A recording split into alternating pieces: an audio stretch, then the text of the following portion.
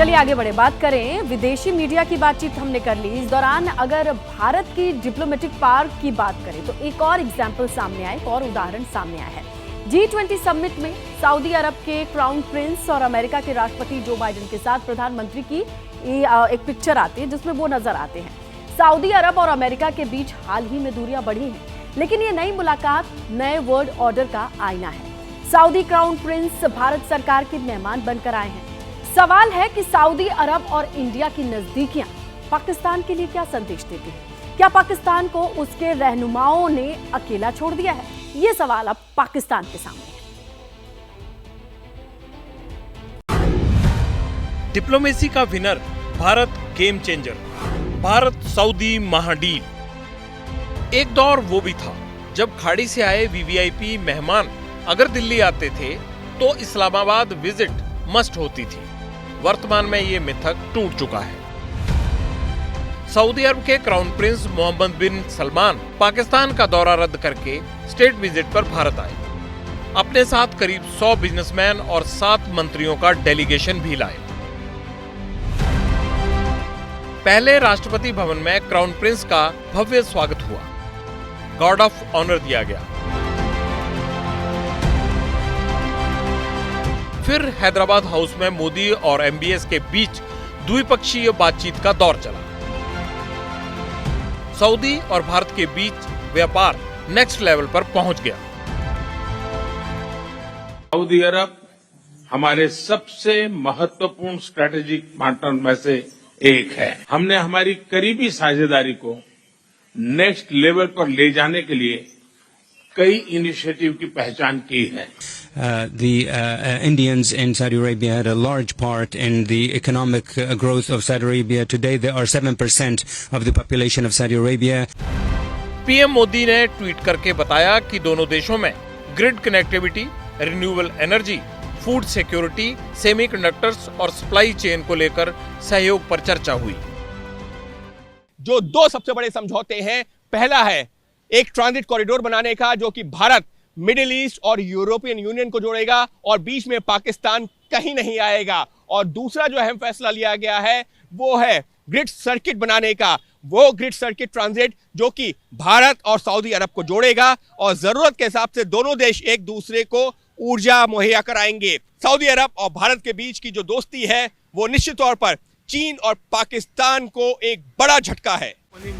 India middle east Europe economic corridor में Saudi game changer है, इसलिए चीन के होश उड़े हुए हैं। वहीं पाकिस्तान ये सोचकर परेशान है कि जिस सऊदी के कर्ज पर मुल्क का हुक्का पानी चल रहा था, अब वो भारत के साथ तरक्की की नई इबारत लिख रहा है।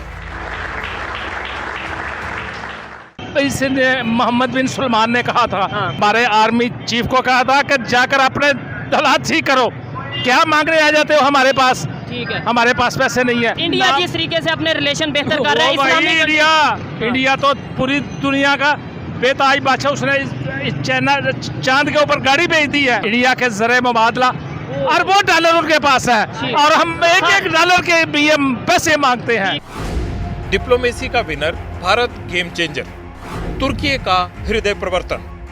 रेचेप तैयब अर्दोआन की सत्ता में तुर्की ने कई मौकों पर वैश्विक मंच पर भारत विरोधी स्टैंड लिया, लेकिन इस G20 सम्मेलन में तो गजब हो गया। अर्दोआन ने संयुक्त राष्ट्र सुरक्षा परिषद में भारत को शामिल किए जाने का पुरजोर समर्थन कर दिया। Country like India. भारत जैसा देश अगर संयुक्त राष्ट्र सुरक्षा परिषद में होगा तो हमें गर्व होगा। दुनिया 5 देशों से बड़ी है। दुनिया का शक्ति संतुलन समझने वाले एक्सपर्ट्स भी तुर्की के स्टैंड से हैरान हैं, और यही हैरानी भारत की ऐतिहासिक कामयाबी है।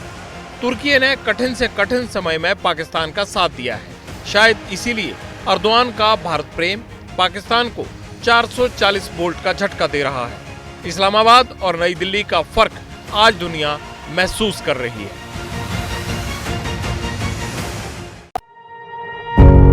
पत्रकारिता कोई इमोशन नहीं है, ना अपना कोई ज्ञान देना है और ना कोई विचार थोपना है। पत्रकारिता क्या है? पत्रकारिता का मतलब है सही जानकारी इकट्ठा करना और तथ्य बताना। पत्रकारिता आज जितने महत्वपूर्ण दौर में है, शायद पहले नहीं थी। इस दौर से निकलने के लिए सिर्फ सच दिखाने की जरूरत है, वो सच जो आपके हित को आगे रखे। इसलिए अब रात 9 बजे प्राइम टाइम नहीं होगा, ये आपका टाइम है। जगविंदर पटियाल के साथ देखिए पब्लिक इंटरेस्ट, सोमवार से शुक्रवार रात 9 बजे सिर्फ एबीपी न्यूज पर। एबीपी न्यूज आपको रखे आगे।